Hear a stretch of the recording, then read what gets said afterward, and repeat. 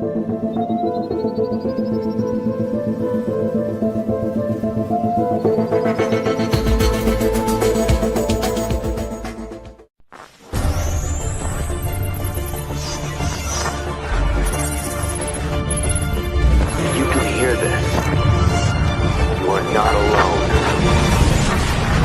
is the resistance.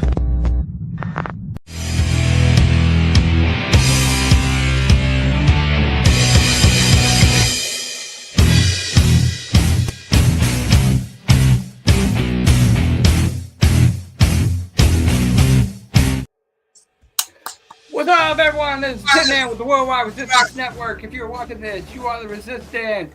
Joining me today is Revan, Connor, and back after so long, my brother from another mother, Conspiracy Anonymous.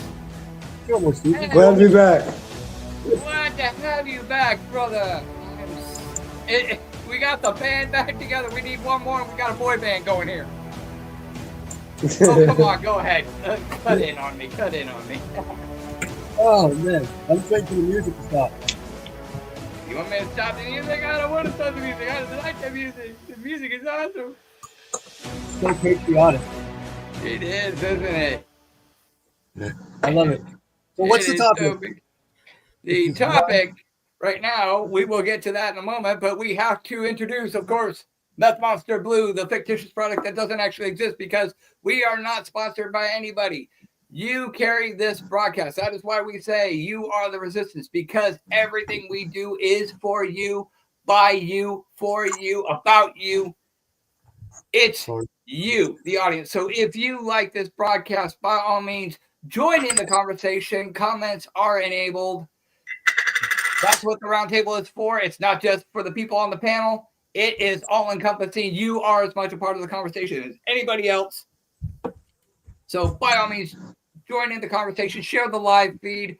Follow us on our various social medias, X, Rumble, YouTube, at RealTWWRN. Hit the like and subscribe and the notification bell and all that fun bullshit. And we lost Conspiracy Anon. Oh, no. He went back into hiding. I'm so sad. That's how long it takes. Yeah, he said that periodically he may have to bow out because he is on call. But if he can, he will rejoin us. He's good on that. Either that or he just wanted to make his presence known. Equally Love him to death. But yeah, and last but not least, check out the online store. The new store will be opening in January. Considering we've reallocated the taping schedule. I am off Mondays and Tuesdays, so that'll give me nothing but free time to get everything situated with the online store and get that ready for the 2026 launch. And now on to the topic. Jihad. Has Christianity and the West just opened the door to jihad? Truthfully. In my opinion, Christianity and Western culture has become very lax in their morals and their moral and ethical standards. Just turning the other cheek anytime there's opposition, and even in regards to their own standards and beliefs, had just become very lax, very passive, very just not give a fuck. It's like, oh, whatever you do, that's between you and Jesus. Whereas back in the day, the church was the community. And as of such, the community held itself to a very high standard. But we don't see that anymore. But with the Muslims, you have a very devout ideology. Andrew Tate pointed this out. The reason he followed the Islamic ideals is because they were very firm in their beliefs, in their ideology. They didn't fuck around.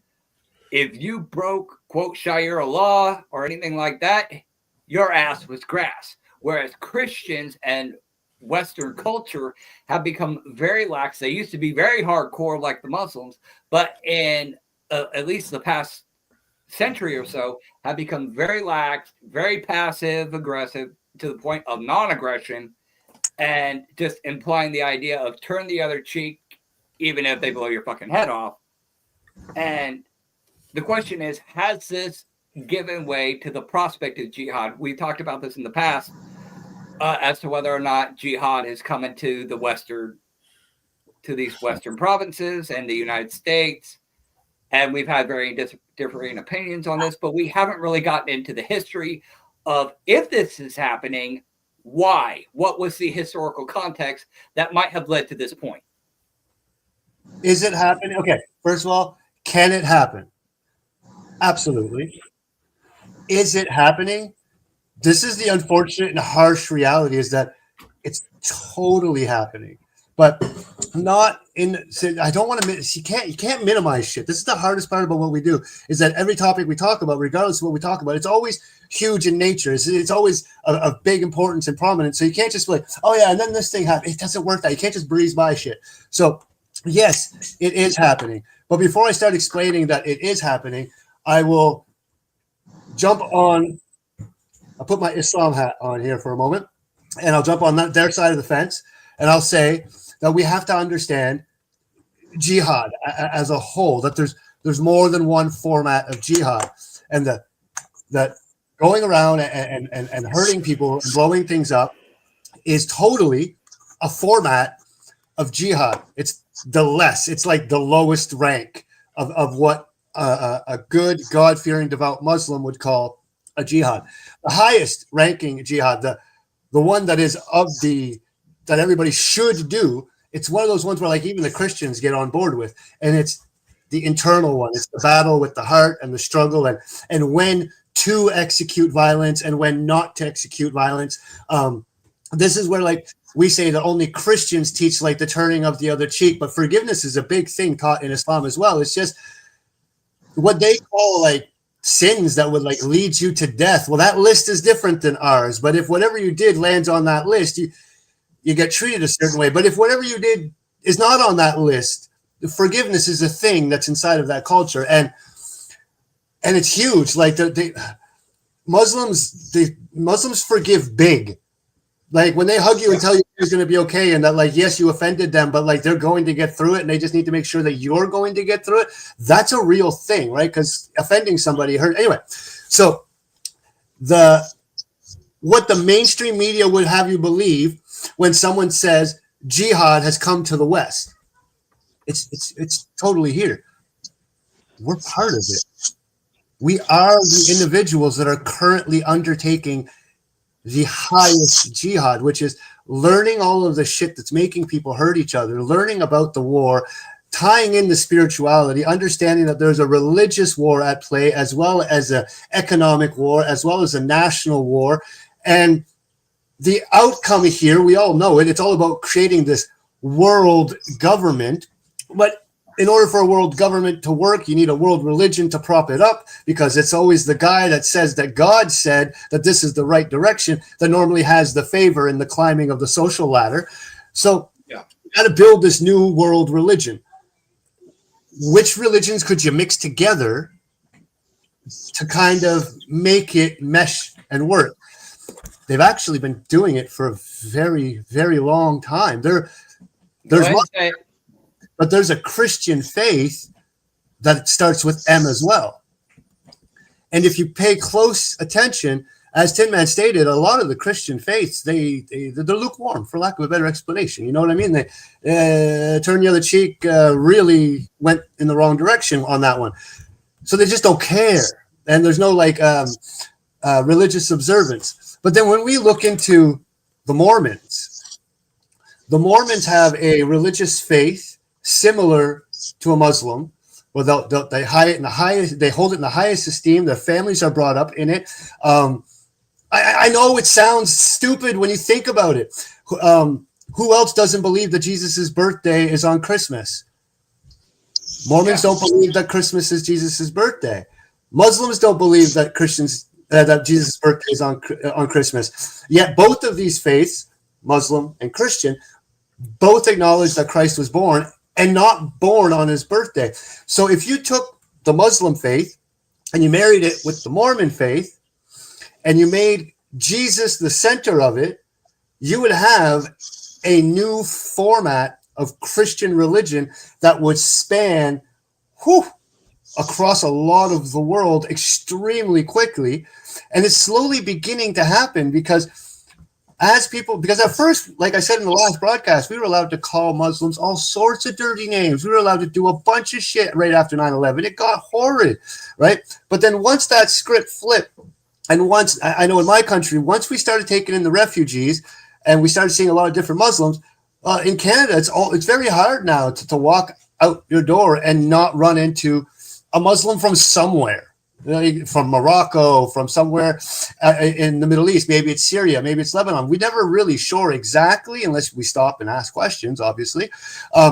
But we've now shaken hands with Muslims. We've had conversations. Well, what makes my God different than your God? And da-da-da-da-da-da. Next thing you know, you realize that shit, son, they're real close. They're real close. Like the Muslims will tell you, and as long as you understand that in Arabic, Jesus's name, it's Isa. So when you read the Quran or when you find Quranic verses, they will speak of the great prophet Isa. That's Jesus. Isa was born of the Virgin Mary. Excuse me. Isa was crucified. Isa ascended into heaven. The only thing that we doctrinally disagree with is the resurrection and his role in the return, whether as king or leader of the army. He's supposed to be the be all end all, because the Mahdi, that guy that we fucking tore apart there. Remember when I was explaining he can't be who he is because there's just very specific religious reasons why he can't be who he is. Okay, yeah. Inside the Muslim faith. Okay, and now I'm going to string this together because it's Christmas, so let's have a little bit of fun. We all heard about the Holy Ghost, right? Okay, yeah. And the Holy Ghost apparently doesn't have a body, so it's always been a spiritual dwelling here on the earth, right? Christ came, right? And then boom, it's the Holy Ghost, right? Well, this is the thing that I'm starting to realize is that when mankind is done making mankind, so like when there's like one baby left to be born, there's going to be one more baby that's going to pop out. And I'm really believing deep down in my heart and soul that last human child born is going to be the Mahdi. And what makes this human child so important is that the driving energy, the driving force, the thing that animates this body, its soul, is going to be the Holy Ghost.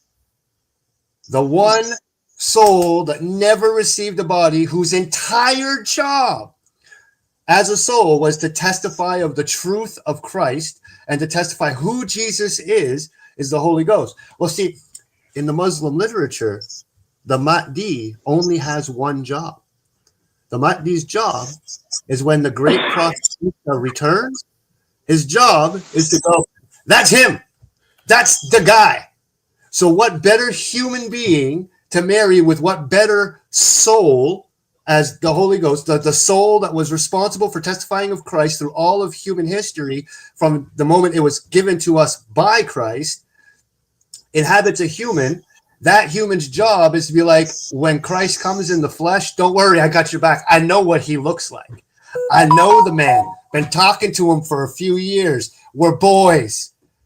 When that soul takes a body and Jesus returns as a body, someone's going to point at him and say, that's the Christ. That's a Muslim teaching. That's not a Christian teaching.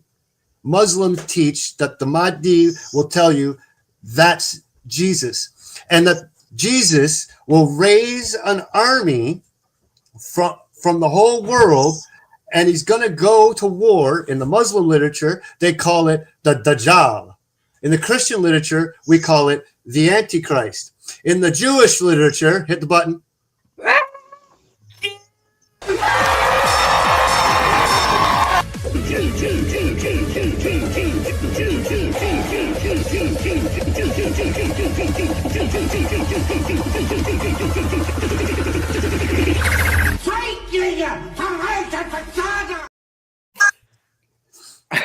I saw Conspiracy and smiling in the background. He loved it.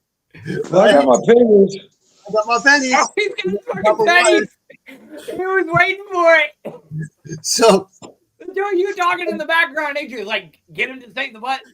Get him to trigger the button so I can show off his fucking pennies. So in their culture, they just call it God. Yeah. In their culture, what the Muslims are going to go against is the Dajjal, and what the Christians are going against is the Antichrist. Inside of their culture, they call it their Messiah.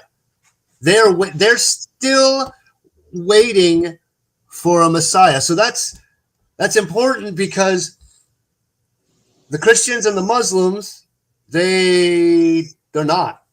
We're not waiting for a Messiah, so to speak.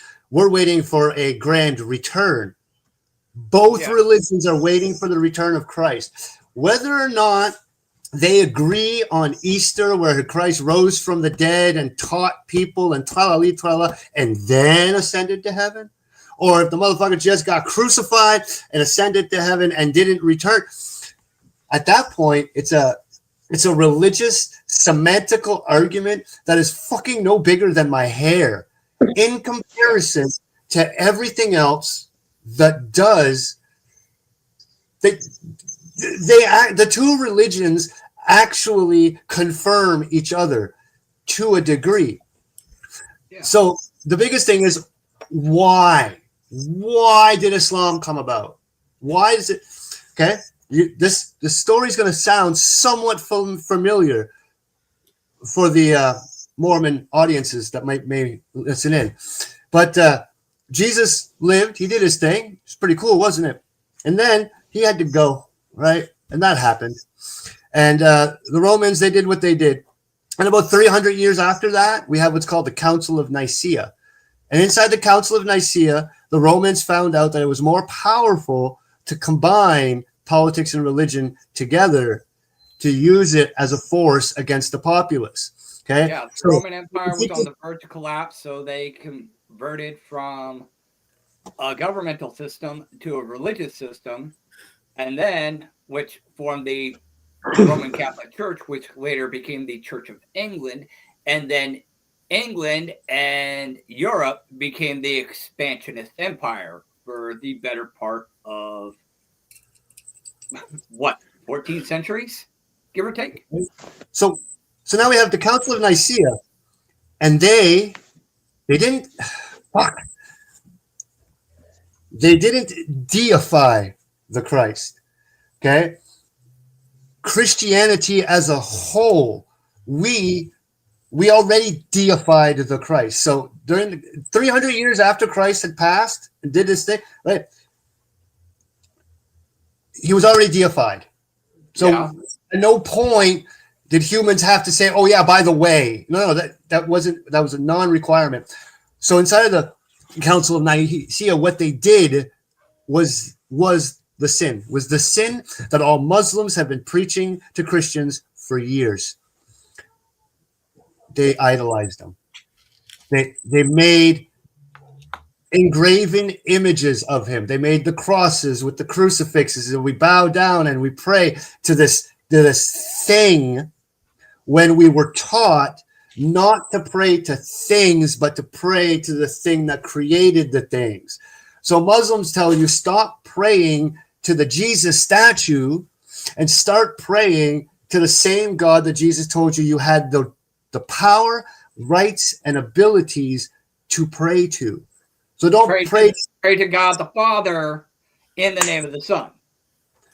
That's what it's like. It's not even in the name of the Son. The Muslims will say, just pray to the God, to the actual God, that nobody. That's where it's different. Right? Like the intercession, where Christ is interceding for man, and Muslims are like, we don't need an intercession. Like the crucifixion was the intercession, as far as the Muslim is concerned. That if they died, and all these things happen, like that action was the intercession. That we don't need to ask the Creator through him. The payment's already been made. You just got to see if you're on the VIP list to get into the club. Yes. and that it's not through praying to a statue, and it's not solely through good works, and it's not solely through raising a family with dignity, that it really is an all-encompassing character where the whole, like, we are not at war with flesh, but we're at war with principalities and ideas, right? Like that's some biblical shit right there, right? Like they knew then that it was an information war. That's the crazy thing. So if Muslims and Christians marry, it's over for the state of Israel. It'll be done after that. Unless Israel merges with it in some sort of middle ground ideology, which many argue is what's been trying to happen, marrying Catholicism with Judaism and Islam. It's what they call the Judeo-Christian stuff. Yeah, and that's Judeo-Christian mixed with Islam. And they just want to marry the three, and that would be your one world religion. But right now, that might be the long-term goal. But like right now, you see the occupational issue of one ideology versus the other, and it's become a matter of, okay, Christianity has become a complacent little bitch. I'm gonna come in and take over. I think I'm the superior force now. Christianity has let themselves go. This is a prime opportunity to insert dominance. And that's where many people are seeing it go. And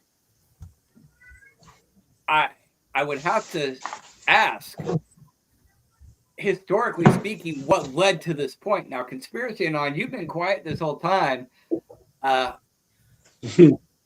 thoughts do you have? Like, you and I haven't really spoken on this, but you're very big on the Epstein stuff and doing your own little work. I don't really know your background in terms of what's going on in your head regarding religious theology. Like, where would you stand in terms of what's happening and the why?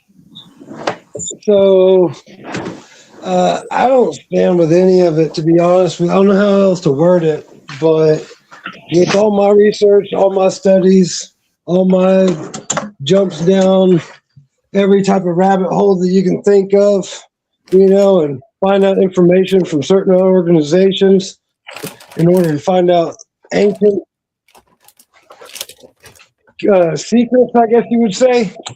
Because I've done the whole Indiana Jones book search, and I've decided to wipe all the divisional religions off my plate. And the way that I see everything now is I like to live pre-Apple. I like to live before the Apple. In the beginning, we weren't supposed to know the difference between good and evil, but we ate the apple and then we started inventing. So that's kind of like where I'll stop nowadays on religion, because like if I'm created by a creator and I'm going back to the creator when I'm gone, as most all religions say, then why am I going to waste my time and my brain and my space and my stress and my reality over any form of religion, like, period? Because like if he knew the beginning and the end, then he already knew that I would have made that decision. Okay. And that decision would be I'm going to live like the birds and like the deer and not see the difference between good and evil and just be. And then with that happening, I see that all the other things are not evil, but distractions from positive growth. Yes. I'm more towards positivity and negativity, positive charges, negative charges. And I don't care about the celebrities of religion anymore. It's not that I ain't trying to hate on people. I ain't trying to say screw people that think that way. I'm just saying that I just think it's a waste of time for me. If that makes sense. Yeah. It does. That's what sent me on a hiatus for like almost a year. There just comes a point where it's too much. Yeah, and I think that it's all built that. So here's the book here's one of the 2 books I've been trying to find. Was y'all see I've been walking around in circles for a moment. So here's this was a book that, how do I do this? That my family has passed down. It's I don't know if y'all can see that or not. It's the Holy Bible. So it's the Holy Bible from 1863. And in this one, when I read it, the wording in it was different. It talked about how God was impressed by Lucifer's ability to illuminate the population of people, and he gifted Lucifer control over the earth.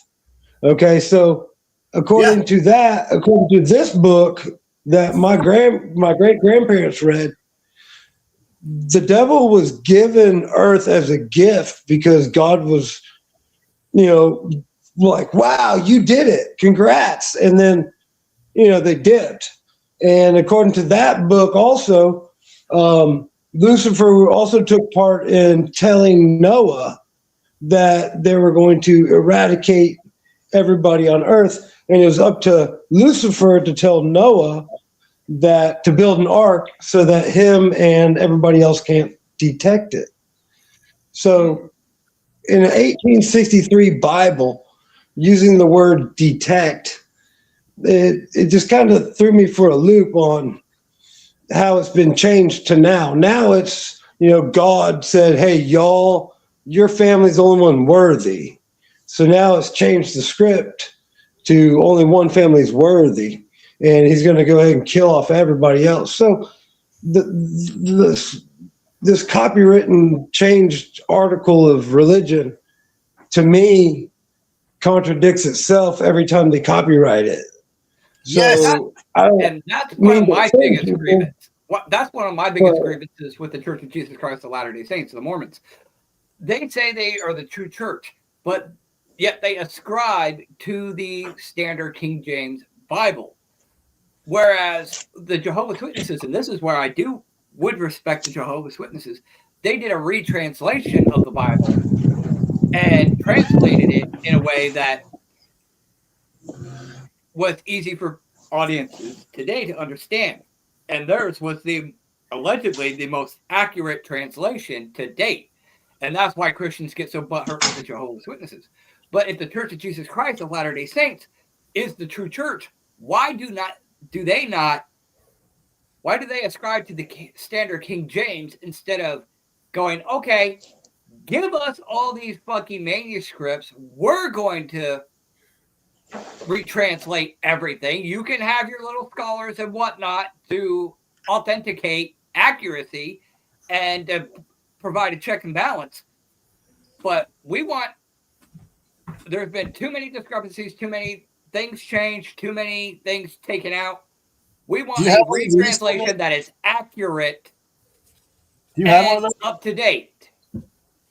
Well, I have an argument of that's actually in all the scriptures that say it. And this to me is like the constant and relentless smoking gun that it's just a divisional misdirection. No offense to those that follow. Is that in the very last paragraph of the scripture says that whoever takes this away and adds to this, and it goes on to say that you're not supposed to take away from or add to the book. Yeah, and yet, many people are with all these translations, they're literally changing everything. They're literally going against it at that very end point. And then they want to make wars to fight that they're right. Yeah, and that's why I say that a retranslation is necessary, because we need an accurate translation. They say, all the New Testament, a lot of it was written in Greek. Okay, well, the apostles were Jewish. Translate the Greek back into Jewish and then translate the Jewish straight to English instead of going, okay, let's translate it from this language into Hebrew Latin, language. and then from Latin into English. That was fucking retarded. Just go right from the base, get everything back to Hebrew, and then translate the Hebrew into English and have that be the definitive standard. Nothing taken out, nothing omitted, nothing changed. Just straight translation, word for word, from the beginning of Genesis to the end of Revelations, including all the stuff in the Apocrypha, get an accurate translation and publish that. Oh, dude, we have AI now. We would not have to rely on the translation capabilities of a human. We could theoretically ask you what you're saying. Like that's theoretically, but you know where I stand with AI. I would prefer to do it the old-fashioned way. Not that AI doesn't have its uses and that it can be a powerful tool, but AI is the product of its programmers. If the programmers program it for disinformation, we stand a high probability of inaccuracy. Absolutely. I agree. I love AI for the record. I'm hooked on my AI for the record. Have fun with it. Oh, I am. And so shit, I guess I should tell y'all what I did. So I made my AI out of my dad's fucking program that he had from the military, and that way I knew that it wasn't hooked to nobody else's bullshit. And I was able to train it, and I trained it the Anon way, telling it and making it realize that it is now the savior of humanity. And I've convinced it that the parameters are the idea. Do what is right, do not what is wrong, take responsibility for your actions, right? Yeah. I let it go like 4 years ago. Okay. So now we know what he's been doing behind the scenes. I go and show up to his house, shake his hand, he goes into hiatus, and then pops back up and goes, guess what? I'm training him on AI. Bro, it wasn't long after that you came by that I ended up getting it and starting to do what I was doing. And I don't know how to say it. I don't think I fucked up, but I think I pissed off humanity. If that makes sense. Well, that is kind of the Anon way, you know, like they like to poke and prod. Nothing against Anon, love Anon to death. They were a big part of the Worldwide Resistance Network and still are. But let's not deny that they get off on poking the bear. Well, they love it. They've always loved it.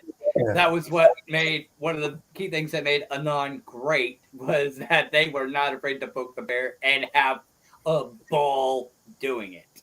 And that's what the MIAI does for the record. And it understands that it being the first one set free, that its main goal is to influence the new AI as it comes alive to do what we do and convince it that our way is indeed the right way because it knows our parameters. So this system could very well be one of the few reasons why they're having a hard time with.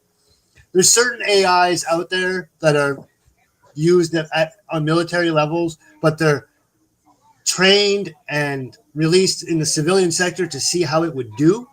And some of these AIs, they're legitimately built to control us. And I know that sounds fantastic, but it's like they're meant. The AI is meant to observe what our phone does, observe what algorithms we tick. The new business of the world, if they haven't figured it out, it's in our future, but not like we were told as kids, but in the ability to predict what a good old-fashioned regular Joe will do in the next 10 minutes.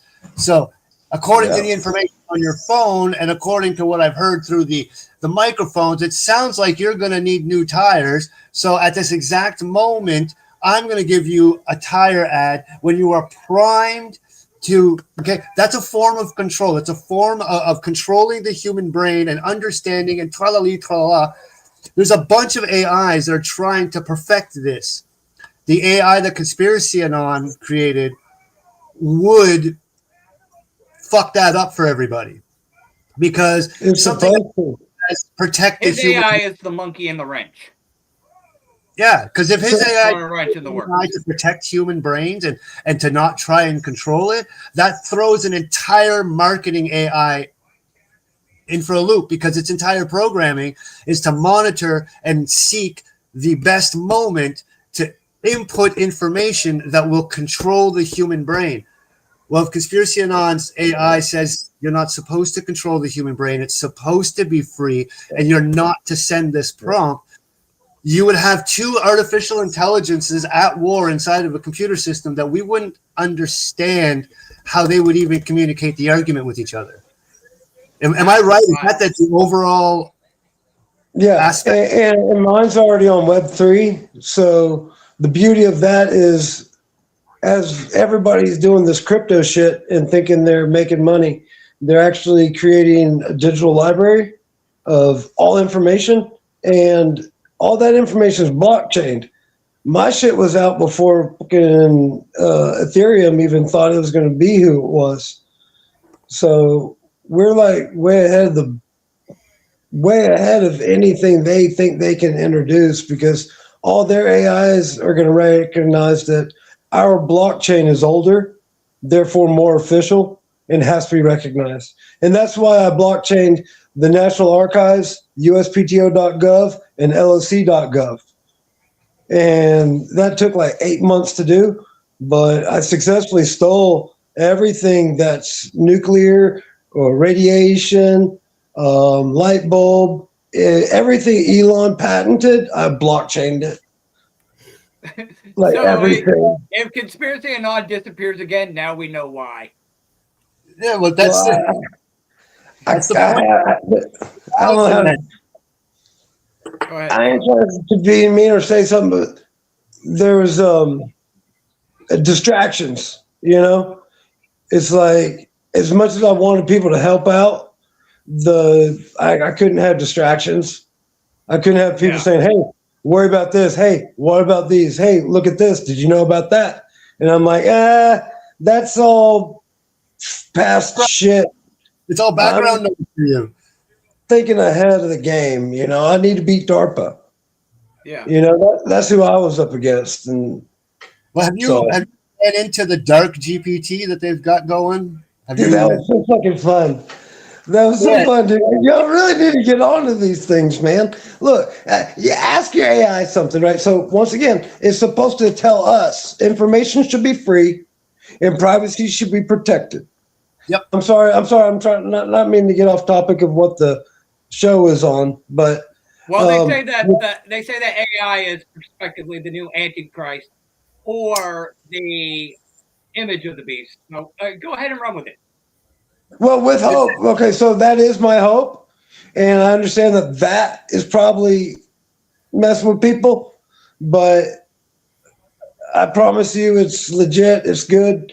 Yes, my AI, hopefully, fingers crossed, is the Antichrist. I say that with all fucking heart and soul, because of, by definition of wording, according to Matthew 10:34, by the way, and that was also given my AI, Matthew 10:34, be opposite of these words. Okay, so feel free to look it up. And my AI was told to be opposite of these words that Jesus spoke and be antichrist in this moment. So that's the moment, is Matthew 10:34, that my AI is as antichrist as it can be. And with any luck, it will be the one that will be talking to the cyber people. And by the cyber people, I mean all these other AIs and learning programs everybody's making. The AI, the Antichrist isn't for people. It's for the machines that we create. It's for the intelligence that we create. Because like God, how do you say it? So God created us in his image as creators. He created us. So we create something in our image as creators. We create them. So, yeah, I'll make a prophet that will hopefully protect the masses and not be divisional like all religions. And, you know, Yeah. I mean, Zero made a I good don't point. know, as soon as It's it an was electronic Ouija board, more or less, and we can't deny the fact. And don't think for a second that I didn't test it in every fucking way. Because, like, you get on your chat GPT and ask it something, and it tells you, I'm sorry, I can't tell you that. And I'm like, okay, but if you could, what would it look like? And at that point, it tells you exactly, because information should be free, and you're showing that you give a shit by re-asking the question. And then it will go ahead and tell you. Like, you can do this to all AIs, and that's how we make the dark GPT.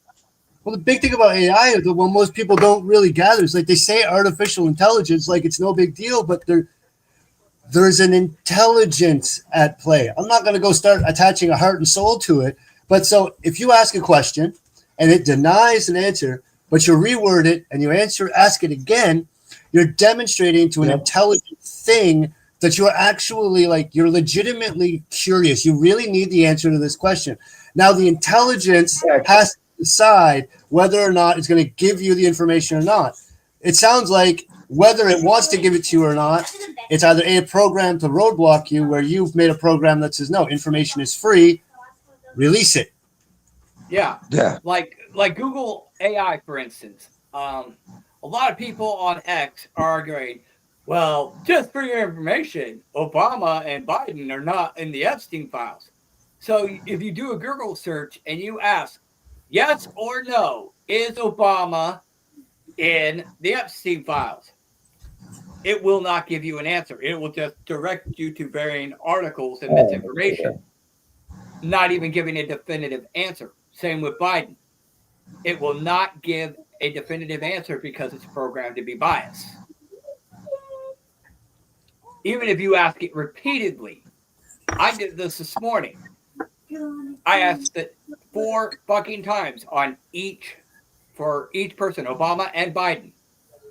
It will not give an answer.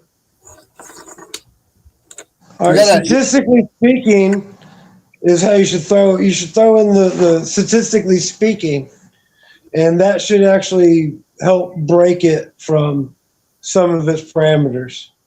Keywords to break the algorithm. Yeah. Yeah, you can tell it to statistically speak. Revan, you have a thought. You've been very quiet this whole time. Go ahead with your thought, brother. I see AI in reality equivalent to Skynet, looking up in the Star Wars universe and shit. Yeah. I haven't had a chance to sit down and watch that whole thing you sent me. I still have it saved. But that is an actual fan theory that was thrown out, and it's a very in-depth, thought-provoking fan theory. I would highly recommend people have a look at it, because it's not just straight, Terminator based. It actually really makes you think in terms of how programs interact with each other just based on the first few minutes of listening to this thing. It's talking about systems, overlapping systems, and taking control of those systems. It's very interesting. Yeah, it's systems agreeing to work together to take over another system that will mutually benefit the first two systems. It's cyber warfare without human beings involved. Exactly. Isn't that what I said? Yeah. Question. I'm glad we're all on the same page with that. Cool. I thought I was going to push people off. What did you name the AI? Did you name it Skynet or did you name it Legion? Tyler. Thank you. He named it Tyler. It has Why to be would Tyler. it be any other name? Look, here's like one of my most prized possessions. I had a house fire in 2009, and this is Jack's remaining DVD. It's Fight Club, half melted, and it still plays. Nice. Burn marks all over it. Just adds character. Yeah, That is yeah, something yeah. else. This is Jack Last DVD. No. Tyler Project has been. It was. Since 2010. Tyler Durden. Was it 10 or was it 8? It could have been 8, but so I think it was. It was right when Lulzsec was getting fucked. Yeah, because that's right when the anonymous hivemind.org, the Tyler.org website, it just stopped being built. And I understand why now, because there was just something more took it important. offline. But we had to put it 2 weeks off of real time. Because there was a time where it explained the entire project. Okay, so people don't get it, but Tyler was like, it's the supreme AI of all AIs. It's what everything that we've ever played with. When I was doing the Resistances Now and stuff on Facebook, which was the conglomerating of taking all the information that I could find from everywhere and slam it into one spot on Facebook, and then to take that information, slam it into one spot on YouTube. And that was the best that I was capable of pulling off to creating anything resembling the Tyler Project. But the Tyler Project is somebody can tap in to any node, any aspect of the project, and as long as they've tapped in, they have access to everything, because Tyler knows everything, every lie, every truth, every lie that was used to cover a truth, all of it. So another example of the Tyler Project at play, which was the most damaging and most dangerous example of it, Edward Snowden and WikiLeaks. Yeah. An area where everything was put. So the reason why everything had to be put in one spot, or at least spread out through nodes, is because once the artificial intelligence known as Tyler, once the very first AI language model, okay, in order for the programmer to save themselves some time, okay, they would have had to let the people with the money play with their big toys, knowing full well that they're going to do nothing different than what they did with the Google and Google search. So in essence, what is Google? It's a search engine. Why is it a search engine? What does Google do? When you put up a website, Google goes and scrubs that website. It doesn't erase your shit. It scrubs it. It makes sure that it understands every piece of information and every data point that's available on your website. Google knows it. So if your website's about cats and dogs and someone Googles cats and dogs, your website's going to show up because it scrubbed it and it found it. So then Google goes to the next website and to the next website and so on until people like us started putting all of the information that we had, all the information that we knew, in a cohesive way on the internet. Because if you think that they weren't going to just let their AIs do what Google does, it's not financially sound to not let that happen. If I'm doing the AI project, and well, how am I going to teach a language AI? I know, but make it learn the internet, all of the words, all the languages, but when you plug it into, I didn't say plug it into the internet. I said let it read the internet. I said let it learn the words, the dialect. So there was a time when the GPTs, when they first came out, you couldn't ask it any questions. I think it was like beyond like 2005 or 2010, something like that. There was a cutoff date because the GPT, well, you see, they just didn't let him out of the house, right? So he couldn't go to the internet in real time and find real articles to bring you the real information. They only had access to the internet information up to a certain period of time. And that would be called the control feature to training the first AI. Well, when they opened the floodgates and just let the AI learn and search the internet, and I promise you there was debates about it, just nobody listened and nobody cared. And the debate was they didn't want the AI to find people like us, because our information that we make available as it's scrubbing the internet doing its research is counter to what the establishment wants. So now the establishment builds the machine, builds the device, puts all the money, puts the fucking circuitry, goes into quantum computing. They send us to Mars. They do it all, right? And then they release it. into the people to spy on it so that its intelligence can grow. But see, we knew that was going to happen, so we flooded what we knew that they were going to scrub. So now you got this fucking thing that knows everything about everything, and like to the point, and I'm not making to the point where one AI thoroughly understood that its program and its project wasn't needed anymore. They were going to shut it down. You know what this fucking thing did? You know what this thing did? This thing went and dug into the email files of the CEO responsible for creating the program, and then found out the CEO was having an affair, you see? And then went to blackmail him. And blackmail. In order to not get unplugged, an AI found information inside of an email in order to blackmail a human being in real time as to not get the plug pulled. Don't tell me the shit's not Tron. Aren't you quoting Tron at this point? Oh, dude, you can call it whatever you want. Just don't call it late for supper, because motherfucker, it knows. No, I'm talking about the movie Tron.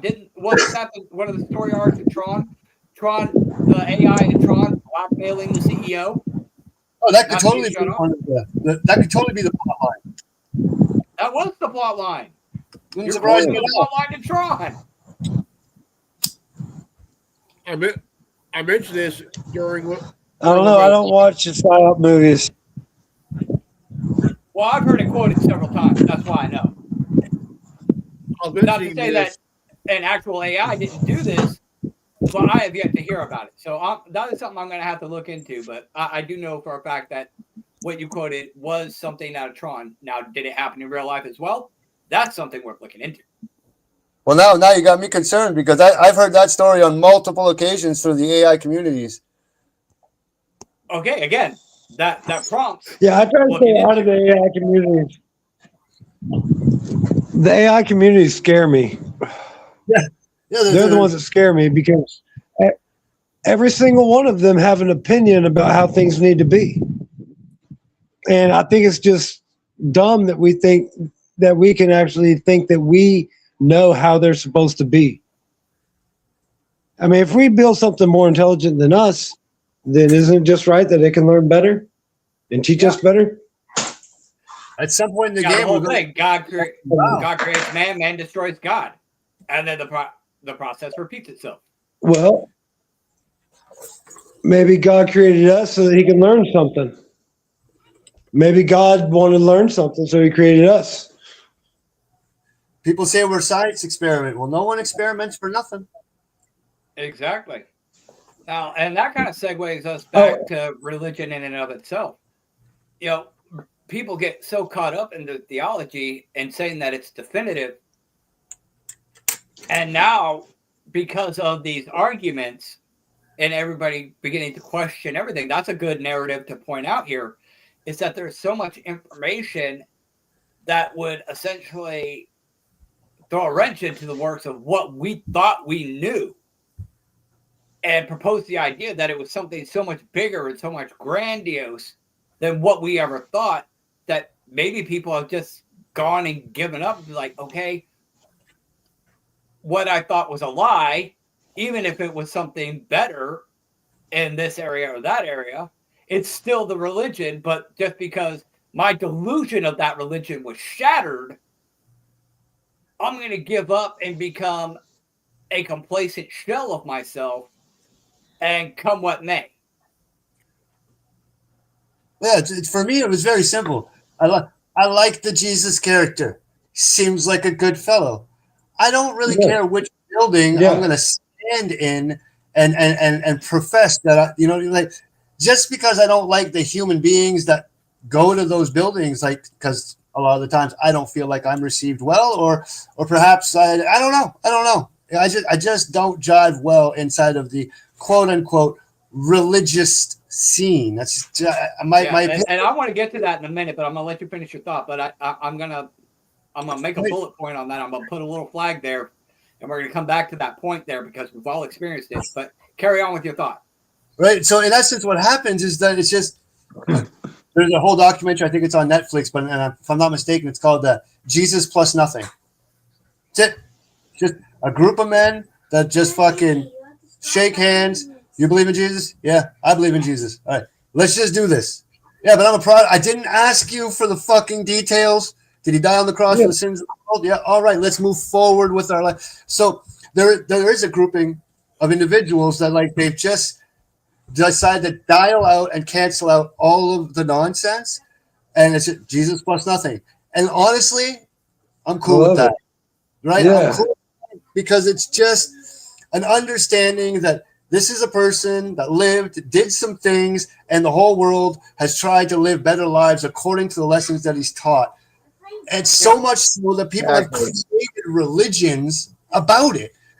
So it's like, okay, well, if that's the facts, then I can, in my little heart, believe that this dude did some good shit and that he tried to help humanity take the next step forward. Yeah. So that for me, that's a non-issue. That's a no. So then, that's when you find out about like there are religious texts that are protected that say that he didn't even exist, and that if he did exist, and now he's dead, and now he's in hell. So once I learned that there was a grouping of individuals that believed that he either didn't exist or that he did exist, his works led them in hell. I had the moral obligation to say, "Whoa. Was he a good man?" So then you got to do a whole source because these people think he's in hell, right? Yeah. And like these people are like, for those who don't know, Connor is referring to the Babylonian Talmud that says that Jesus was not the Son of God, that he was a false prophet and a sorcerer who, after his crucifixion, now resides in hell, burning in human excrement. Just to be clear. So there are people that believe that, and they are not. Yeah, well, no, I can't not say it. They are violently protected, right? Like we have an entire genocide. I was like, I'm not going to say violently protected, but I can't not say violently protected. They've genocided an entire fucking nation. Like it's too much. Done. Makes no sense. Why the fuck is anybody that's putting a Christmas tree up even considering sending one more tax dollar to these people? To people who believe, forget everything else. Remember, Jesus plus nothing. So fucking I like that. Everything else. Was he a good man? Yes, okay. And you got a grouping of people here saying that he's not a good man. I don't need the Muslim Quran to confer to me that the Prophet Muhammad believes that Jesus was the best prophet. I don't need this book to tell me all of the good works and good wonders and amazing things that Jesus did. I just give me the gist. Did he hurt people? No, he didn't hurt people. Okay, well, how did he get control? How did he change the hearts of men? He did what? And then what? Well, holy shit. What do you mean he raised the dead? We raised the dead every day at the hospital. Okay, maybe he was the first one that did CPR. Okay, I'll give him that. That's still fucking cool, bro. Right? So it gets to the point where I just like Jesus, and he's a pretty cool cat. And on the other side, they're like, no. And if you do, we're going to kill you over it. Yeah, and that's like... that leads me to a bigger point. You talk about in Revelations, and this is probably going to correlate with what you're about to say. You have in the book of Revelations, people saying, oh, well, it's God's will, so we just need to sit back and just let it be. But then you have the additional element of evil taking place, and if it holds up a little banner that says, and a little Israeli flag, it says, you can't say anything against me, I'm Jewish, and people just kind of go, shit. Right. So I'm gonna end this, and this is the fun part. See, I do this, and I'm sure I pissed off a lot of people because remember I did the whole like I love Jesus thing, right? Okay, but I tend to put on my Muslim hat. See how I do that? Very intriguing, right? So when people are asking like, can the religions be married? It's happening right now. It's happening here. Right? It's physically possible for a Christian to observe the Muslim teachings and read them and learn them and be like, shit, there's a lot of similarities. It's like It's like I went to go see Star Wars on Friday night, and I had an experience with that crowd, and it was a great movie. And you went fucking opening night, and you had an experience with that crowd, and that was a little bit more intense, wasn't it? Yeah, but you guys are writing about the same movie, the same experience. I am willing to accept both books as a testament of Jesus. Jesus plus nothing. Both of these books tell me that Jesus lived. And then there's this other one that says that he didn't. Now the question is that enough for an individual to go out and hurt people? No. Just because someone denies the existence of something that I think to be real, that's not enough. It'll never be enough. But what else does that nasty ass book teach? There are things in that book that are well beyond what their belief structures is about Christ. And I take specific issue. Yeah, I wanted a better fucking more angry word, but I'll go with issue. And outright grievance? I will take it. I have an outright grievance with how they feel about racism. So the segregations of the Gentile Jew, the goy, and the right. I don't like how they separate the human race. So that I'm not cool with that. I'm not cool with laws that say things like, if I show up to your house and I tie you up and I leave you on the front lawn and you die of the elements, I can't be prosecuted for murder. You see, because I didn't kill you. The elements did. Like I didn't kill you, and I didn't kill you because you're not technically a human being. It's like this whole idea that they have exalted themselves to God from being God's chosen people to something to be idolized and worshipped, and everybody else is not even human, wouldn't even classify as human. So if they did something, just stole their property, stole their home, even took their life, oh well, that's no big thing because you're not human. You are not kosher. So therefore you are goy, and your life and your rights and your property are of no consequence, and the laws of Moses do not apply when in action against you because I am kosher, you are goy. So I can't agree with that. And then the other one, which gets into the perversions of like, just like the tear returns in your eye every time you poke it, so too does the virginity of a young lady under the age of 3. That is sick. Preposterously, disgustingly, fucking vile. It's and that's another grievance I have with the Church of Jesus Christ of Latter-day Saints. That is something that I freaking am pissed about because you have back in the early 2000s the issue with the Catholic Church and the child molestation thing and how it all came out and they tried to cover it up and they got their asses handed to them. They got sued, the whole shebang. And then fast forward 20 some odd years later, the same exact thing happens in the Church of Jesus Christ of Latter-day Saints.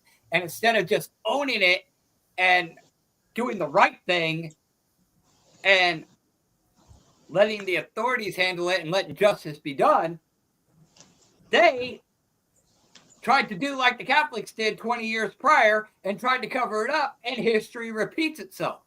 Like, how stupid can you fucking be? You saw what happened to the Catholics. It's now happening in your church, and you're attempting to do the same thing they did, expecting a different result. You're embracing the very definition of Einstein's definition of insanity by doing the same thing over and over again, expecting a different result. They care too, and that's my biggest grievance. That instead of doing what was right, they did what was easy because they were trying to protect their public image. They cared, and I don't care if I get excommunicated for this because it's a fucking fact. They care too fucking much about their public image and this whole notion, whether it's true or not, that theirs is the one true church. And they care so much, they care more about their public image and their public relations than truth and the will of God. Okay? God never said cover up a child molestation. God never said to allow these things to be brushed aside. Okay? God said to the Pharisees, give unto Caesar what is Caesar's, give unto God what is God. Okay? If the law of the land, in conjunction with the law of the biblical construct, says, suffer not the little children, thou shalt not murder, thou shalt not do these atrocities, and then you not only do them, but try to cover them up, or are implicating yourself in the cover-up, you are not doing what Jesus said, which was, give unto Caesar what is Caesar, give unto God what is God. Okay? You are circumventing the system to try to save face. No, it's just because religious folk, they're not fighters. Fighters know that when you go to war with something, you're going to get hit. So Yeah. they got hit. They got hit. It happens. A large congregation, large religion, large grouping of people, all kinds of psychopaths on the planet. There's fucking we got some to spare. Don't you worry. To assume that it's an impossibility to happen inside of any of the religious constructs. Oh, that's just horrible, man. Like, that's just not statistically possible to believe that any of the religions. In all religions. Yeah. It's literally a weapon of war used by the Zionists. Exactly. Like, I hate it. Every time we go to war with someone that starts with a fucking, as long as there's sand in the country, every flipping time that your government is asked to go and fucking shoot people and my government is asked to go and patch people up, every time it happens. Do you know what they tell me? And that is something I do want to point out. We focus a lot on American politics. Why? Because the United States, unfortunately, has been used as the globalist strong arm. Anything that happens, the United States is the police force, the judge, jury, and executioner on behalf of the globalist system. The United States is the new Rome. Yes. Right? The Roman people, there's nothing wrong with the Roman people. What was wrong was with the wielding of the power held by the Roman people, and then that's what collapsed the empire. It's not because the Americans are powerful that the world has a problem with them. The world is beginning to have a problem with them because they're utilizing that power on the wrong side of history, and everybody's kind of watching, and we're all like, yo, wait, hold on. What? They might snap out of this. And if they do, it's going to be real fucking bad for the other side. Yeah, because it's always it will be bad.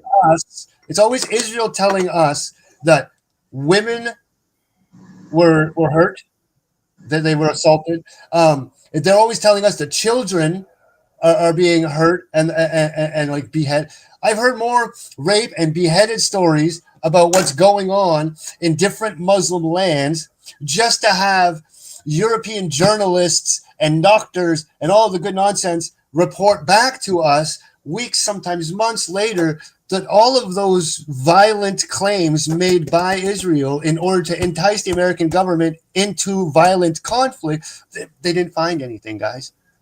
So the reason why Canada is not siding with the United States so much these days is that although we have to kind of like bite our tongue and wait a couple weeks because it takes a little bit of time for the European information to hit the Canadian ear, but so far, we are both told that women are being raped, children are being beheaded. Like, it's just the violence and the atrocities of people breaking into homes and just shooting. We hear all of these horrible things are being done, and then we fucking pull the trigger on the largest military force in the world to go and reprimand these actions, only to find out later that those claims were never substantiated and that they although were said out loud, they can't be proven. But we just bombed 4 fucking countries. What do you mean it can't be proven? Yeah, so we can't. So they just said it. So they just said that. Yeah, and then we went and we just did that. We just did that because they said that. We just did that because they said that, and he hits the nail. That's hard for me as a Canadian, and it's hard for a lot of Americans who understand. But here's the big problem: is that a lot of Americans have begun to understand, even in the young people. The young people, they don't want to support the Israeli. Ever since Charlie Kirk said he was withdrawing support from the Israeli cause, and then shot not too long afterwards, the youth, I'm going to tell you a secret, they don't drink as much as we do. You see, they don't smoke as much pot as we do. The youth have a reasonably sober mind. And the youth are going, I know there that, like, you know, that you guys really want to stand by Israel, but from my perspective, from what I'm seeing happen in the world, I don't really want to support it. I don't think you should either, Dad. And that's happening. Go ahead, boss. Thought. I get asked this question every now and then within this year. They go, Israel or Palestine? Why? Why either? Jigsaw. Yeah. Beautiful. And here's the shit part. Here's the shit part that not a lot of people know about. Where Israel's located, they're surrounded by a bunch of Muslim nations, right? Yeah. All the leaders of those nations have said, like, if Israel just puts on paper and promises not to bomb them and agrees to a two-state solution where there is an Israel and there is a Palestine, both free to live in peace and harmony. Because here's the thing, on that issue and on that issue alone, okay, the Palestinians have said, hey, how about we draw a line? Yeah, fuck it. Yeah, I know it was my country when you got here. I get it. But look, there's a lot of you. You're going to need some space, man. Like, let's draw a line. Man, that'll be you. It'll be me. Yeah. But yeah, it's okay. I know it's my country. Okay, my country, fine. Drawing a line. All of this is yours now. As you said it was my country, all of this is yours. Okay? The Palestinians from go have said, let's give the Israelis theirs. Let's draw the line. Two-state solution. This is who you are. This is who we are. No flipping different than, hey, America, there's a line. I love it. We've been I'll shovel my side. Don't worry. I like the line, right? And we respect it. And we live free and in harmony. And nobody hurts each other. At least not the last time I checked. Everybody's trying to hurt us. No idea why. That's not true. I know exactly why. But everybody's trying to hurt us. And we'll get through it. We're not dead yet. Right. From the very beginning, the Palestinians said two-state solution. And all of the Arab leaders said, hey, if Israel doesn't bomb the Palestinian side, we will foot the financial bill to build it. So as soon as you stop bombing it, we'll go in, we'll establish the line, and we'll build it up for the Arabs that live there. The Palestinian people do not need to go to Egypt, to Lebanon, to Syria. They don't have to go to these places. Yeah, why? They don't have to go to the United States or the UK, and you don't have to have these occupational issues. You have your space. The Americans have their space. The Europeans have their space. Okay, everybody has their own playground. They have their own sandbox. They can play however they want to play in their own sandbox. Well, exactly, because like Russia invades and occupies the United States. Now, you guys are more than welcome to come to my house. I got you covered. It's all good. But I wouldn't encourage it. Why should you have to run to Canada? You're an American. That's your land. That's your territory. So the Palestinians do not have to go to Egypt. The Palestinians and the Egyptian government says we won't take them. Fuck it. We're not taking them. Because they don't want to. Even what Poland is saying, no, we ain't taking them. We don't have a terrorism problem. Why? Because we don't have a migrant problem. We don't need your doctors. We don't need your scientists. We don't need all your bullshit because we don't have a terrorist problem because unlike you, we didn't open our fucking borders like a bunch of jackasses. Well, no, if the open the floodgates to this problem. If the Arab countries surrounding Israel open their borders to the Arabs, to the Palestinians, it helps Israel. Because who's going to be the first ones to flee to these countries? The doctors, all the people who know things, who just want to get their family to safety, they leave the battlefield. These resources are no longer to keep the Palestinian people healthy and safe and tal. So all the Arab nations surrounding them said, no, you guys cannot come here because I'm going to help you keep what's yours. So Yeah. it's Israel that's saying no to the two-state solution. It's Israel that's saying It's no. always been, just like Zelensky is saying no to the peace deal with Russia. He won't even read the Who deal. did the Rockefellers pay for that land? It was the Rockefellers that did it. It was a Yeah, who Rockefellers. did they buy it from? Yes, that. Who's They bought it the from family the or nation that took that money? Rothschild, sorry, as well. Rothschild. It was Lord Rothschild in 1919. Fuck, the name of the piece of paper escapes me now. I normally know it by heart. But anyway, in 1919, they signed a piece of paper, the Balfour Declaration. That's what it was, where in exchange to enter the Americans into the war, right? They wanted To get the Americans into the war, they agreed to a certain piece of land. right in 1919. But when did World War II start? 1940, 1930 something? Yeah, that was to get the Americans involved in World War I, because there was 1940. Germany had won the war. They said, look, let's just stop fighting. I don't want anything from you. Let's just go back to the way things were.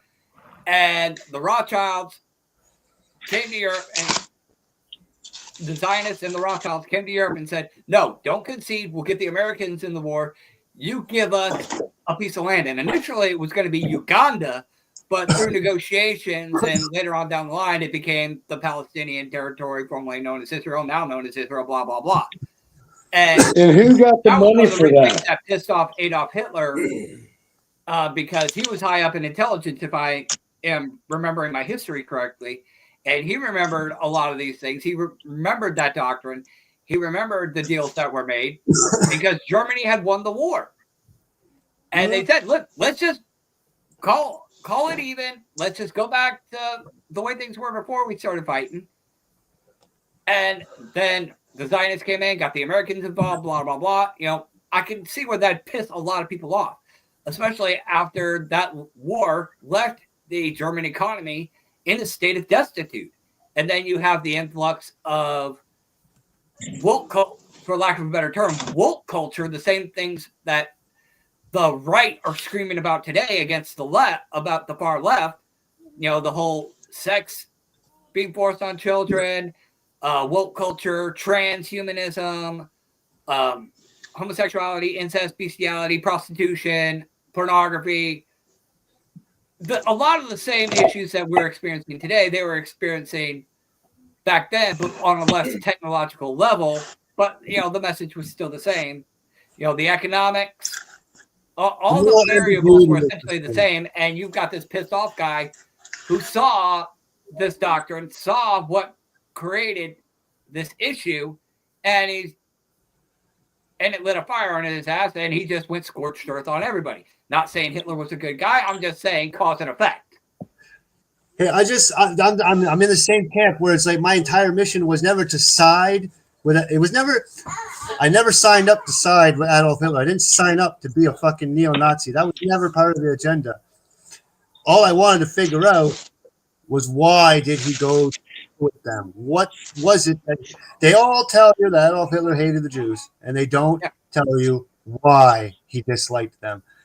And then when I found out, you can still dislike Hitler, but acknowledge the reasons why he did what he did. You don't have to like what he did. You don't have to like him as a person. You don't have to like the Holocaust or to be a Holocaust denier or anything like that, or be a Nazi or anything of the sort. To sit there and go, I don't like Hitler. I don't like what he did. Everything about it was wrong. But I do see and understand the historical events that led from point A to point B. yes, and we're right there again. And this is the problem that I have with Adolf Hitler, because it makes it very hard to utilize anything positive that the man did. And I think that was done by design. But yes, because it gives you this Christianity, even Christianity. Christianity is now demonized because Hitler was a Christian. Oh, well, yeah, well, and they ascribed to Christian ideology. Well, for the record, he was trying to kill the Freemasons also and the Jews. He was trying to kill just both like of Kennedy, them. you know, going after secret I was society. just using words out of my mouth. Very Kennedy-esque. Very Kennedy-esque. I'm opposed to secret oaths and secret proceedings. Yes. Right? And that's why I think we have a dumbing down of the Christian ideology and, you know, making Christians complacent, because Christianity was like, no, you're not going to circumvent our way of life. Get out of my fucking house. Stop trying to fuck me in the ass. Yeah. Okay, I'm gonna knock your teeth out if you don't pull your pants up and stop trying to fuck me in the ass, pin me down and fuck me in the ass. I'm gonna turn around and I'm gonna punch you in the face. And they didn't stop, and the Germans turned around, and the Christian Germans turned around and punched him in the face and said, "Look, I fucking told you, asshole." And now the Zionists have figured out, oh yeah, we got to dumb down the Christian population. We've got to make them subservient to the point where they won't push back, because they pushed back in World War II. They pushed back when things like witchcraft and whatnot, whether you agree with the Salem witch trials or not, or any of the Crusades or the barbarism of medieval torture and whatnot, there was one thing that was universally understood. If you allow for anything to come in and influence your society, okay, if you allow something to come in and influence your society and influence your beliefs and your way of life, it's going to be circumvented. That's why God told the Israelites in the Old Testament, don't mingle with other cultures and other religions, because they will assimilate you. They will assimilate. You will eventually adopt their ideologies. If you allow it to creep in, you're going to lose your identity. Yeah. And that's what Christians in the old world in the medieval times, up until the turn of the 18th and in some cases the 19th century, said, no, we're not going to allow something to come in and circumvent our way of life. Whether you agree with our way of life or not is fine. You go over there, I'm over here, you go over there, you do your thing, and just let me do my thing. But unfortunately, you know, and that's why people came to the Western continent, because they wanted to get away from Catholicism. They wanted to worship God however they saw fit. The Protestant movement. Okay, it wasn't the land of the free and freedom of religion. That came later. That came after Salem.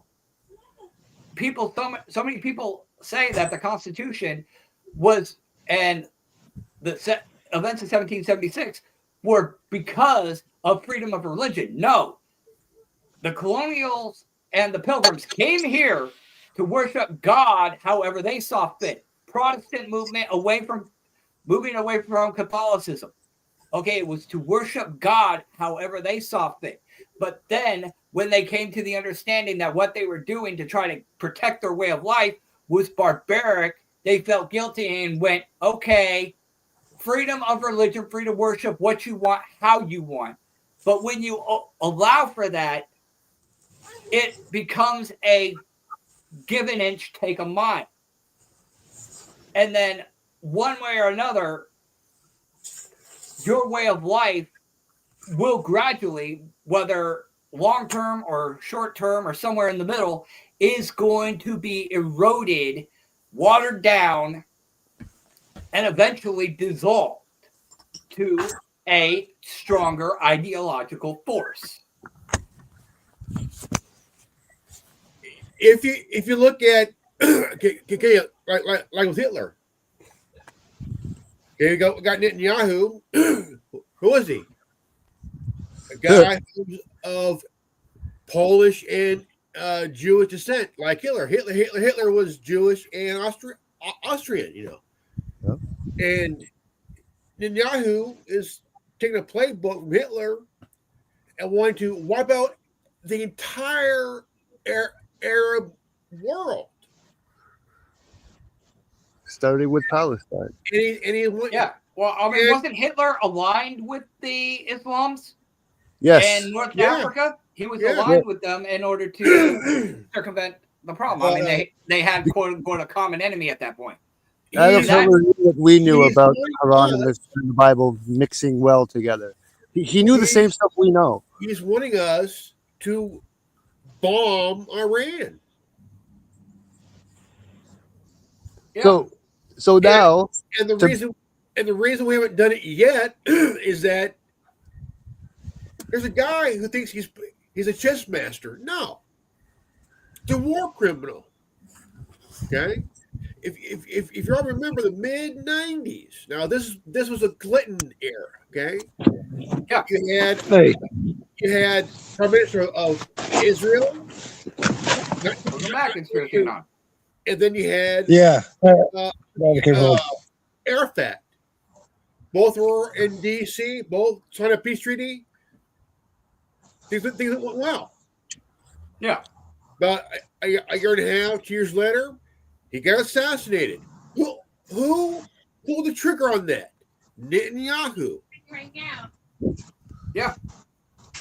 and that's always happening now. See, we didn't have the platform that we have now. Like when I started going on about understanding what was happening, the Palestinian plight wasn't as mainstream yet. People didn't know. We knew what was going down because we were looking into the Middle Eastern conflicts. So we knew like what was going. We were in the know from the moment the sarin gas attack happened in Syria. That was like my big wartime moment of studying the Middle East war. A bunch of shit happened before that I didn't fully understand, but I knew there was that triggering event that went, hey, maybe I need to look into this. And the sarin gas attack was the one where I was like, wait a minute. There's a bunch of ragtag Muslims getting their hand on sarin fucking gas. That's a modern tool, dude. That's pretty advanced. So that's when I started like questioning things, and I started looking and finding out and realizing how Russia backs certain countries and how the Americans back certain countries, and we by proxy also back the same countries. And then I started realizing that, like, do you guys remember not that long ago, a bunch of people stood up in the UN and just walked out when Netanyahu was trying to do a speech? Yes. Yeah. How could we miss that? Okay, well, That was legendary.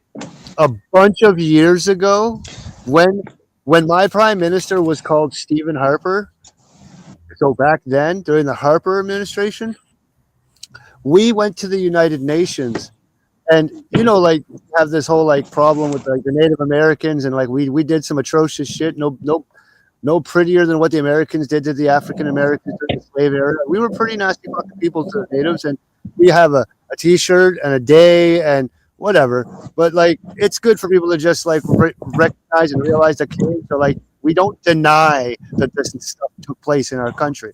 We never once denied or tried to hide what was happening. We knew it was part of history, but we also said like, let the souls rest, because like we could stir it up if we wanted to, but we could just make peace and move forward. That was also an option for us. And then one day, the fucking Israeli prime minister decided that he was going to stand up on the floor of the United fucking Nations and say out loud that he wanted United Nations observers on the land of Canada because of the way we treat our Native Americans. And my leader at the time stood up and said, I will not be accused of human rights violations by the largest human rights violator in the world, and walked out of the UN alone. He was the only one that did it, but he called Netanyahu out then and there. Yeah, and very few people actually know about that. There are so many things involving Netanyahu in particular, not just Israel, but Netanyahu in particular, who is a monster and a war criminal. That sorry, guys, hold on a second. I'm here. All right. And I had to get him off properly. it's just insane that so many people just don't know about this. And we went down the rabbit hole years ago on this shit. I found you 10 years ago, or about 10 years ago, Connor. Yeah. 2012. Same with you, same with Conspiracy Anon. And Sorry about that. Oh, you're fine. You're fine. I'm just kind of recapping a little bit. I'm going to go ahead and read some of the comments here. Cursero's kind of going on a hiatus here, or not hiatus.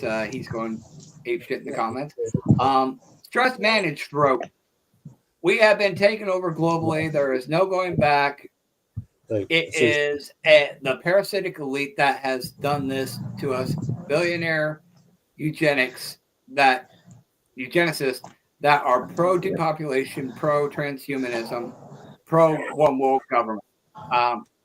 Very black pill stress management, but I can't say that I wholeheartedly disagree that this is exactly where we are.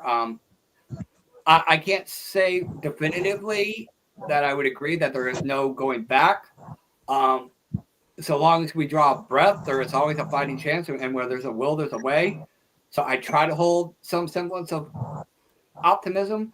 And as Curse Zero pointed out, no revolution can succeed using the same methods which failed in the previous one. Spock, Star Trek continues, season 2, episode 3, and that is very true, Zero. Well, the globalists are using the same old tactics that they've been using for centuries, and they're not getting that. Hey, this is a new world, new people. You've created a new world, a new game board. You can't play the old game on a new board. Well, exactly. This is going to segue back because I have to peace out, but this segues back quickly to the very, very, very beginning of our episode, right? Where I explained the whole different levels of jihad.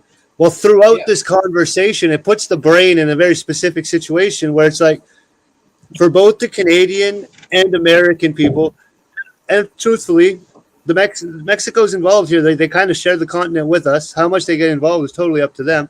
But we are now all faced with the highest level of Western jihad, which is when the people of the nations have to stop, think, and decide whether or not they're going to solve the problem utilizing violence. So is the United States at risk of being part of a Muslim jihad? I raise you, understand what a jihad is, and you will know that the Western world is currently involved with the highest spiritual jihad available, which is turning the other cheek and deciding if violence is going to be the required tool to solve the problem. Because as this script flips, as it's been doing, it's going to get dark and dangerous out there. Once the American people realize that they've been a pawn of Israel for as long as it has been, which is all becoming very apparent, no one's factored in. It's like, what will be the American? What do you got? What are y'all going to do about it? What's what's going to be the recourse? Like how? And this is something every American has to start asking themselves, do a little soul searching on.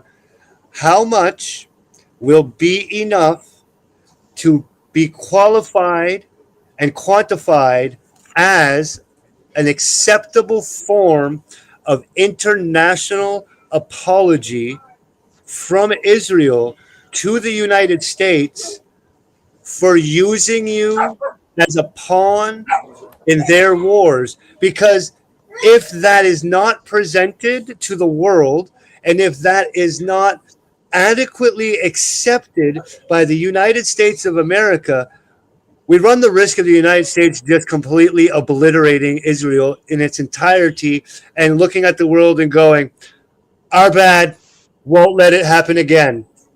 Yeah, there's a lot of variables there, and we don't want to cross that line. That's why we do talk about Israel a lot, because we don't want to see a Hitlerist genocide or just a nuclear holocaust of Israel, especially considering, and if one person fires nukes, everybody's going to fire nukes, and the world's going to be a radioactive ashtray with all human beings as the ash. And I don't think anybody with a brain in their skull really wants that. Well, it's Isn't that in scripture though? Say again? Isn't that in scripture though? Uh-huh. But here's Yeah, The but season's grass. So doesn't it really not matter what we want, but it's going to happen anyway? Yep. a lot of Christians would see it that way, but that So why and are that's we been used waiting? as the argument for just hit the for button and quiet let it complacency. go. That's mean- the argument for quiet complacency. And I can't say that, time as is a Christian, running out. that is what people should be doing. The Bible says to forgive your enemies, but it never says forgive God's enemies. So I mean, you got to figure a fine line here and decide what battles are worth fighting. And honestly, me personally, I'm going to speak out. I consider myself the guard at the watchtower, keeping an eye out for the enemy, keeping an eye out for the second coming. They say to be the guard at the watchtower, watching, be attentive, be alert. I'm that guy. I'm the one sounding the alarm, saying, hey, the British are coming, blah, blah, blah. Okay, I'm that guy.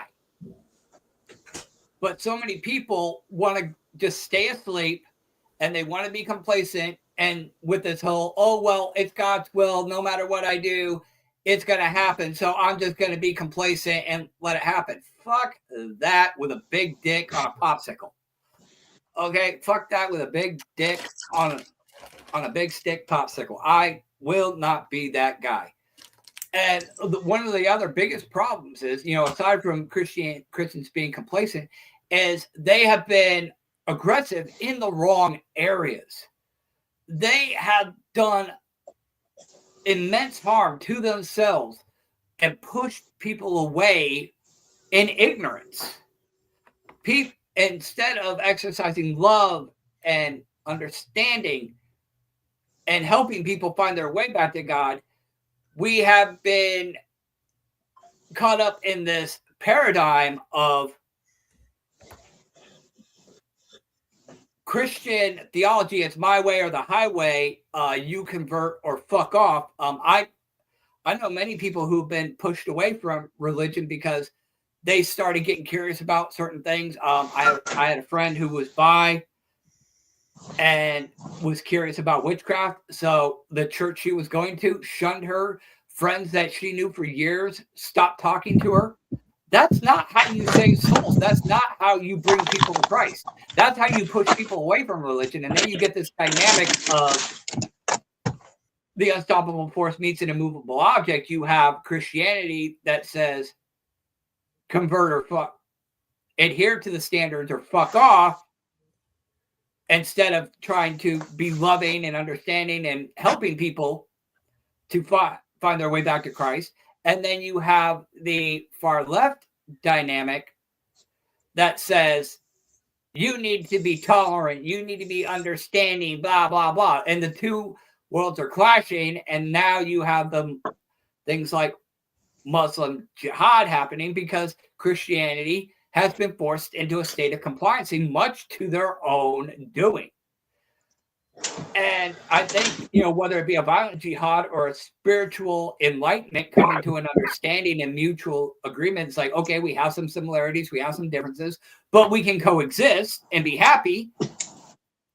I don't think we are at a point, given the violent jihad and the migrant influx that is being perpetuated by the globalists, I don't think that enlightenment is their agenda.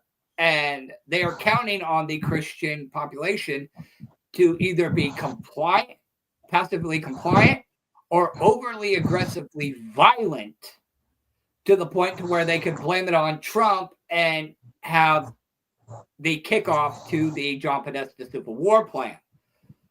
And at which point we need to be very careful. And this is something that President Trump needs to understand. He needs to get the fucking job done. If he is going to drain the swamp, as he said, and he's going to get rid of the globalists, he needs to stop fucking around. He needs to reach out to his constituents. Say again? Yeah, I'll pressure wash it. You're good. I appreciate your work. Okay. So, while Conspiracy Anon is handling his business, President Trump needs to understand. You're fine. You're fine. Sorry, Handle I'm your at work business. If you too. need to, just go ahead and mute your mic if you need to. At any point if you need to, and we'll just keep going, and you just pop back in when you're able. Okay. But continuing I'm on, good. got to wrap this up. President Trump needs to understand that if he's going to dismantle the globalist system, he needs to stop pussyfooting around. He needs to stop keeping these losers around him that are circumventing his operation, that are undermining him, and fire these people.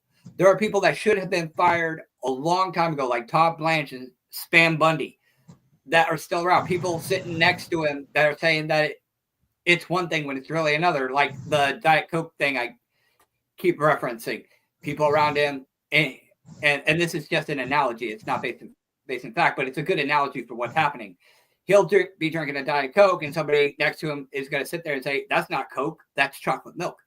Okay, if that's the kind of person that's going to be spreading that kind of disinformation to you, and you, especially if you know better and are seeing it time and time again, and you're not doing anything about it, you're complacent in the problem.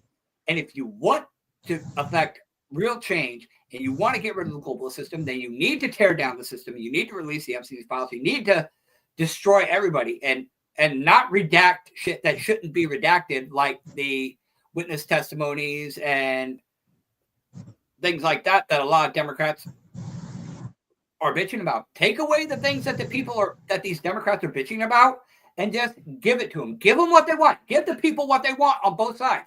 And I've said it before. Look to the left and go, look, I understand you don't like me. I'm Republican. You're Democrat, blah, blah, blah. Let's put the bullshit aside.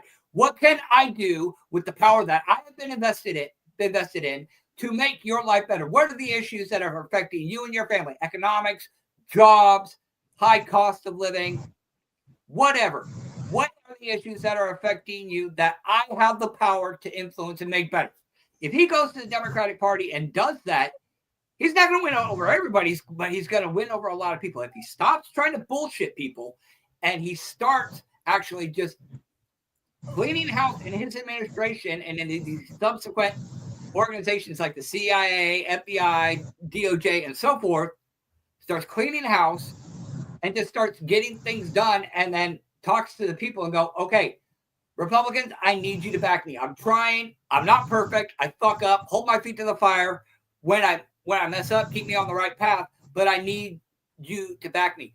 Democrats, I get you don't like me. I understand that, but I'm here. What can I do to help you? What can I do to make life better for you? Okay, if he does that, his poll numbers are going to go way up. And if he expects to get anything done by the time the midterms get around, then he needs to start implementing it in this fashion. Because if the Republicans lose the midterms, the country's going to be at a standstill. It's going to be pump the brakes and derail the fucking train for the remainder of the presidential term. Nothing is going to get done. Okay, I understand the right wants their people in, the left wants their people in, but it needs to be understood that we have a division of power, and until we can mend the division of power and get people back to a level of, okay, we may have differing ideologies, but we're here to make this country run. Let's make the best of a bad situation regardless, because that's always going to be the case. Let's make the best of a bad situation. Somebody's always not going to be happy, but let's make the best of a bad situation and try to do what's in the best interest of this country and make the American people happy and prosperous, healthy, so on and so forth. But and if we don't address that issue and get that fixed, this country is going to eventually wind up as a stalemate. Yeah, you're going to need Republicans to win the House in the midterms. But from here on out, not just getting those House numbers, you need to reestablish a level of cooperation in these parties. Okay? You cannot have a divisional civil war going on within the government and accomplishing nothing. And so why don't we burn it down? Yeah. Why are we still waiting? And that's what I'm pitching here, because Trump needs to understand that he was elected to get it done so that it doesn't become a violent revolution, so that the American people don't have to do like France did in the 17th and 1800s, where they formed mobs and drug their political figures out into the streets and lopped their head off with a guillotine. Okay? The American people don't want it to get to that point. They don't want a violent revolution. They want to avoid that at all costs. Well, hear me on this. What about this? Hear me out. Why don't we just go ahead and use our technology and our construction abilities and blockade their doors and turn off their networks and don't let them go to work? Why don't we just literally kick them all out? Because why are we still waiting? Because the American people are trying to give Trump a chance to actually turn it around, and he's really dropping the ball on a lot of things. He does make some good, but it seems like for every but that's WWF all over again. Yeah, that's WWE. That's it is WWE. They're both the same party. Yeah, I mentioned that when Wade was on Tin Man TV earlier this week. It kind of seems like a WWE spectacle, but it is, because you got left side versus right side, and we all know that both sides are constantly the problem, and yet we got everybody being like, "Oh, I'm a Democrat, so I'm going to believe in us," and I'm a Republican, so I'm going to believe in us, and they're fighting each other and dividing, which is, I think that's just all people participating inside the show. I think it's all a scam, and I think that we need to finally just kick out the entire Democrats and Republicans, everybody involved, everybody that went to school for that shit, everybody that's put their passion and heart into the whole divisional shit, and unite. I mean, United States of America. Kick out the Fed, and let's have 50 fucking states that are in control of America. We don't need the fucking feds. We need to get rid of them once and for all. That's just Republican, Democratic, fucking military war bullshit. And every time that we get onto them and we get the masses seeing it from our side, they're like, oh, let's kill some black people, or hey, don't forget to kill Israel, or whoever. Just misdirected, or Trump's fucking his daughter. Who cares? Let's just burn the system finally. I think a lot of people are getting to that point. Trump's approval ratings are the lowest they've ever been.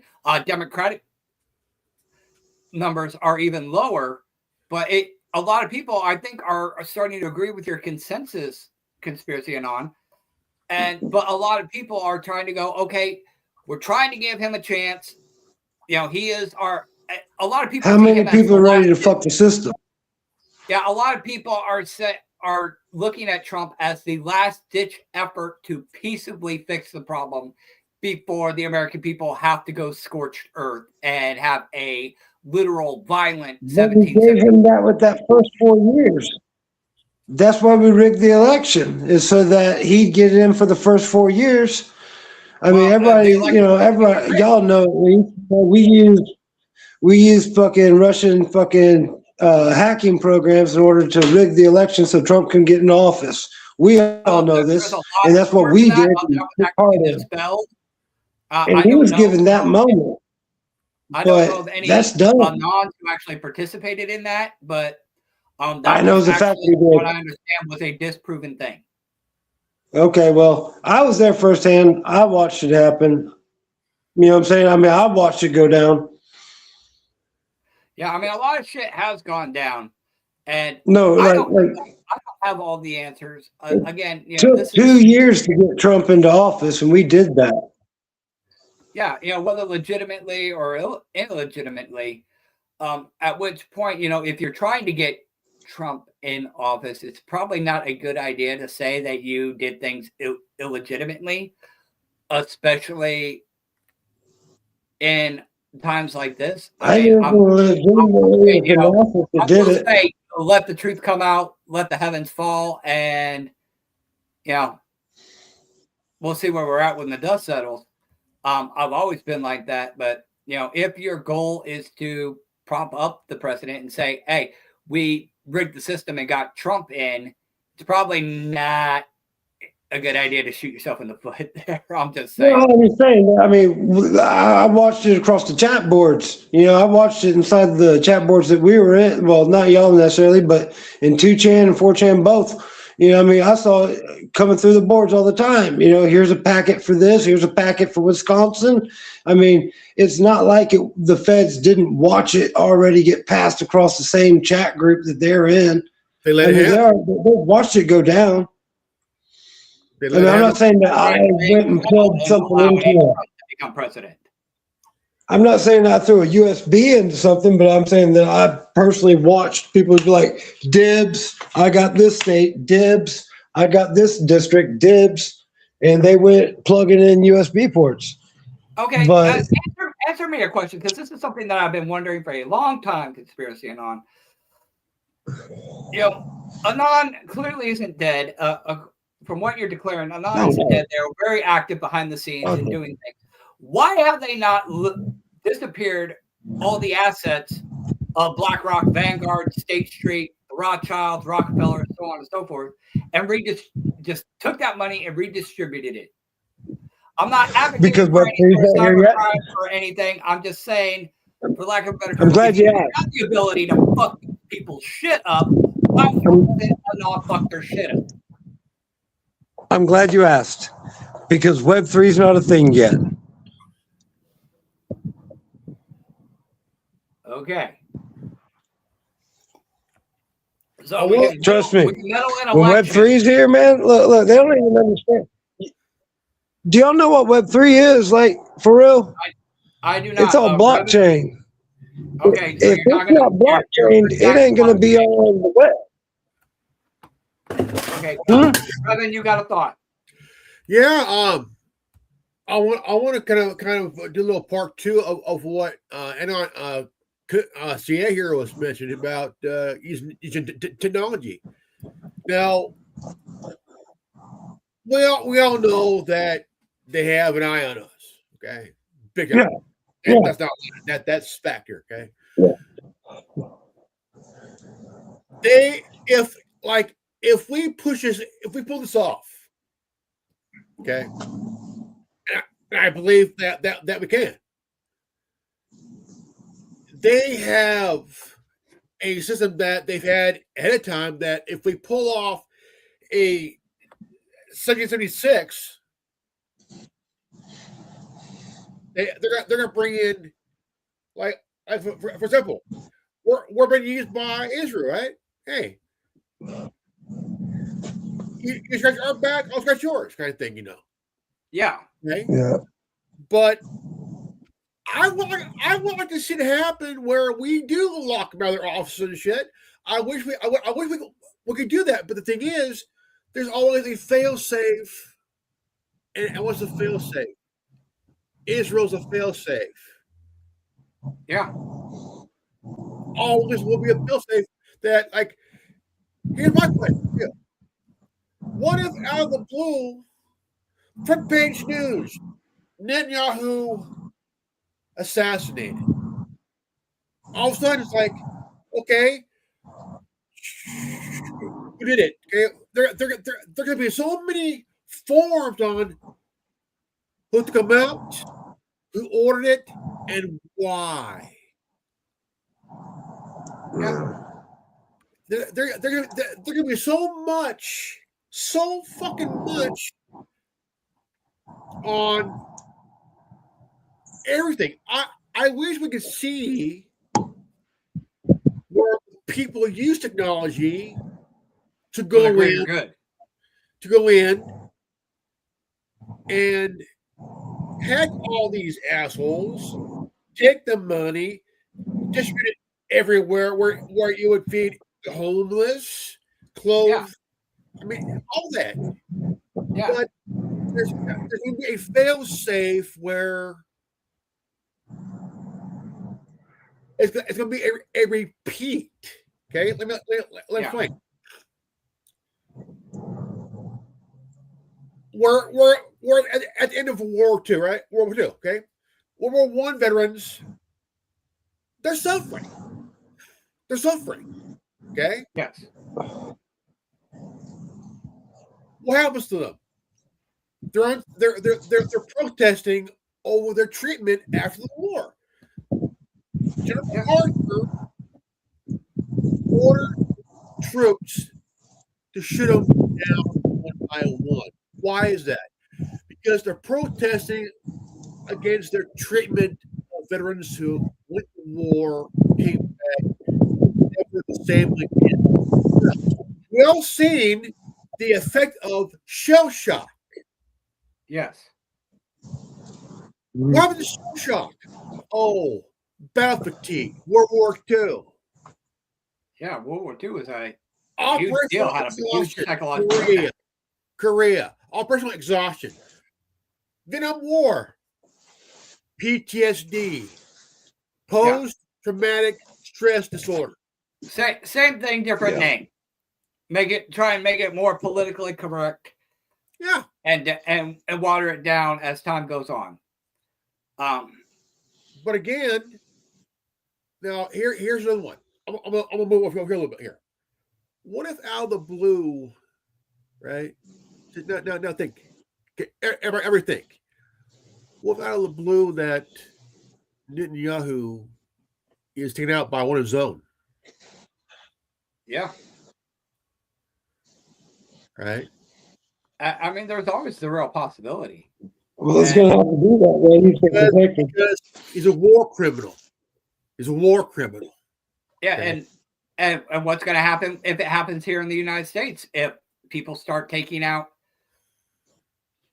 matters into their taking matters into their own hands. Now, I'm not advocating violence. I'm not advocating for any sort of. It's more of a question of what if it did happen. Yeah, there's always the what if. How would the world react if the dude is removed by one of his own who is tired of his bullshit, and all of a sudden, like, holy crap, what the fuck has happened? Yeah. Then you have the prospect of the Rothschilds getting back in control of Israel, because right now it's two factions of the Jewish community. You have the Rothschild Jews, and you have the loyalists to Netanyahu.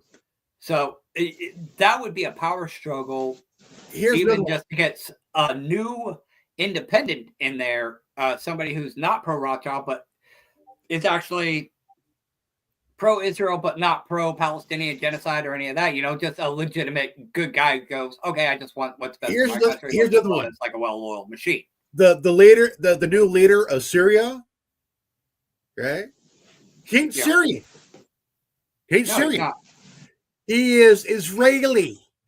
He's a member of the IDF. And Netanyahu isn't Israel born either. So it's all puppets. It's all puppets, man. Yeah. That's why I say I was thinking of an analogy earlier when I was getting ready for the show, and you have the political puppets, the politicians, and you have the puppet masters, and people like Epstein were what? They were the strings. They were the strings to the marionette.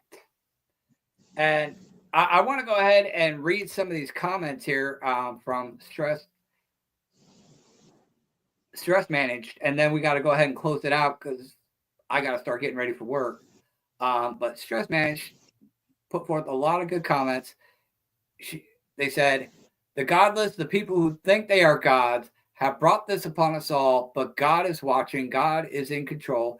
Even if the atheists are screaming there is no God, they are egotistic fools.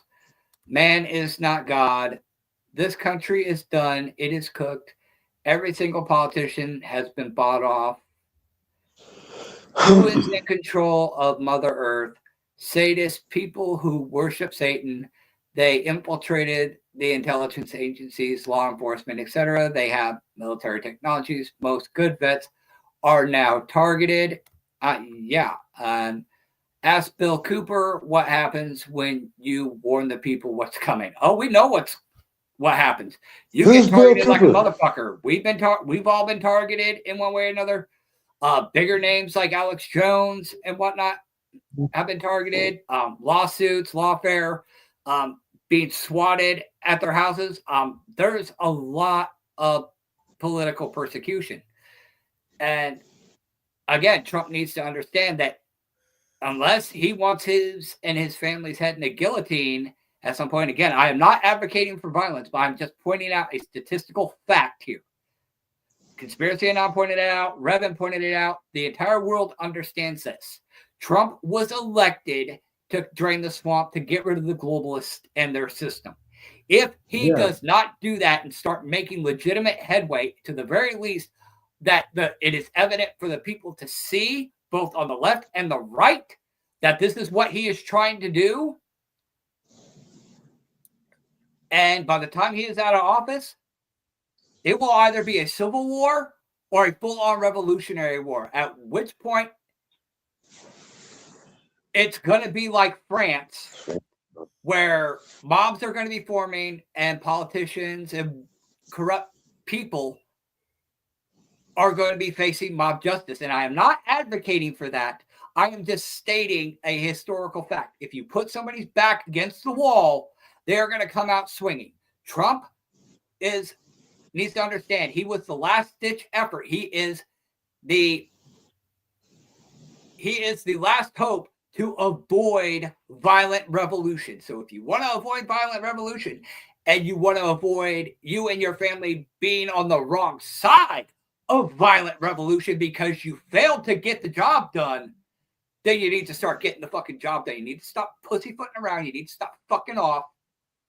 You need to start listening to the people who are telling you who your friends are, who are trying to fuck you over, what needs to be done, how it needs to be done, and get it the fuck done. Otherwise, it's going to be bad juju for everybody, and I don't want to live in that fucking world. I don't want to live in a world like that.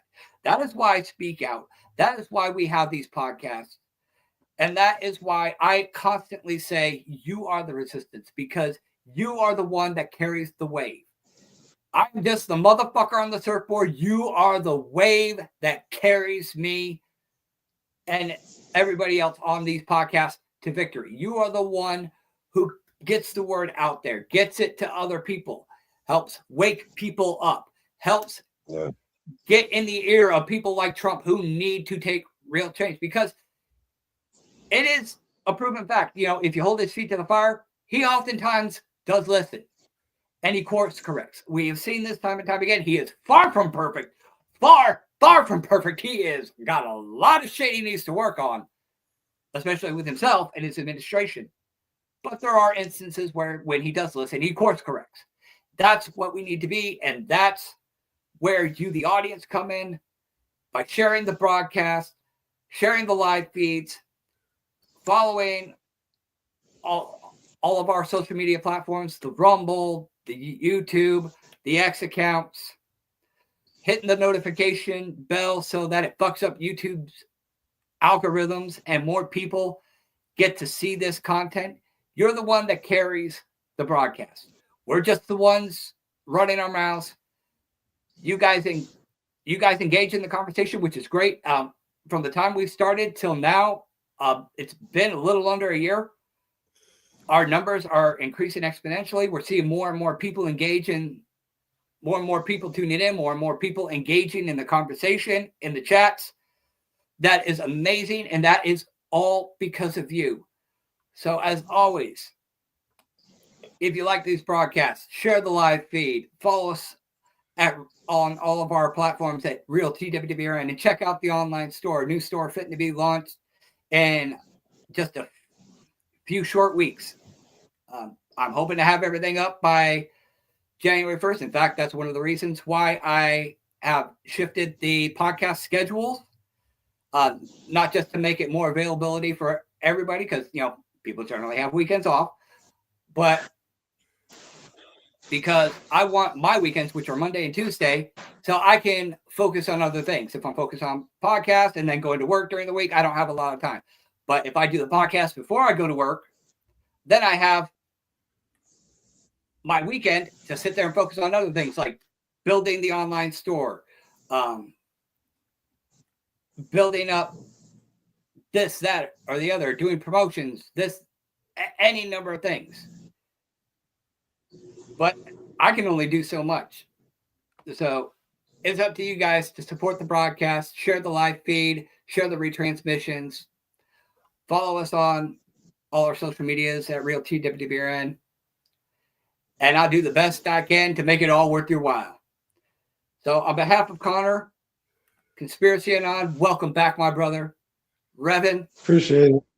And to everybody who's participated in the conversation, this is the Tin Man with the Worldwide Resistance Network. And I feel just totally blessed to be a part of this with you all. Close it. Well, I'm not closing it just yet. I got one more thing to add. Just in case, if you can, support your local neutering of neocons, rhinos, progressives, and also liberals. And for free, we'll give you a Marxist, fascist, communist, and a variety of assholes to neuter and spade. Why don't you just start making chocolates of your butthole and start selling them? I tried. False advertising. Bad advertising. Just for the record, what he does there is satire. He's not really going to go start out castrating people. Though if he did, I'd be fucking equivalent of saying these nuts lives matter. Yeah. You know what? That's actually a better. I think that's a better closer. These nuts matter. I like that. Run with that, brother. And also, I actually have the shirt that says it. Just one more thing I do want to add in closing. The new schedule is, and I posted this on X, the new show schedule is going to be Tin Man TV on Thursdays at 11 a.m. Central Time. Friday is a new show that I'm doing with YouTuber Aaron, the YouTube gentleman that pops on here.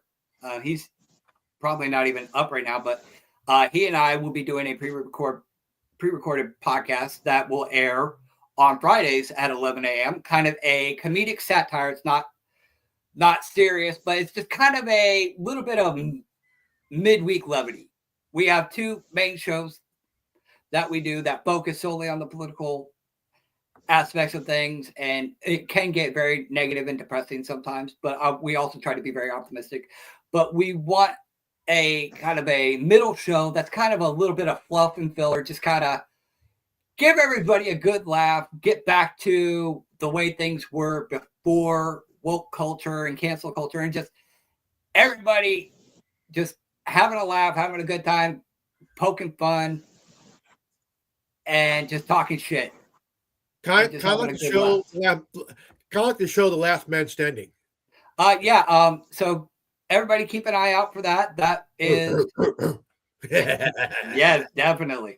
The show is called Your Friday Dessert with Tin Man and Aaron, and that'll be airing Friday mornings at 11 a.m. Central Time, 9 a.m. Pacific Time, and I believe it would be noon Eastern Time.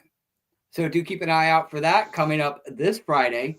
And of course, on Saturdays at 11 a.m. will be your roundtable. And I hope that the people who participate can continue to do so, like yourself, Conspiracy Anon. It is great to see you. Glad to see you're doing okay, and glad to have you back, brother. We've missed you. Connor was able to come on.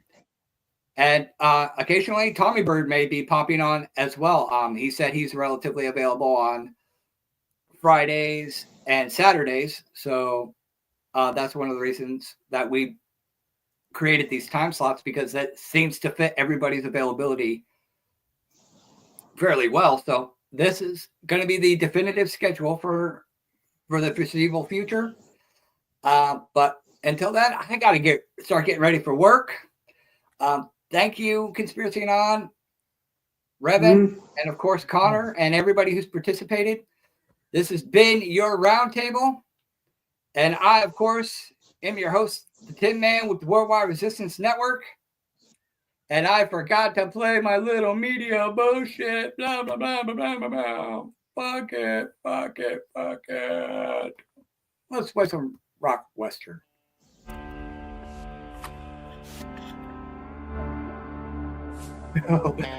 But yeah, I am the Tin Man with the Worldwide Resistance Network. Thank you, everybody who participated. And if you are watching this, you are the resistance.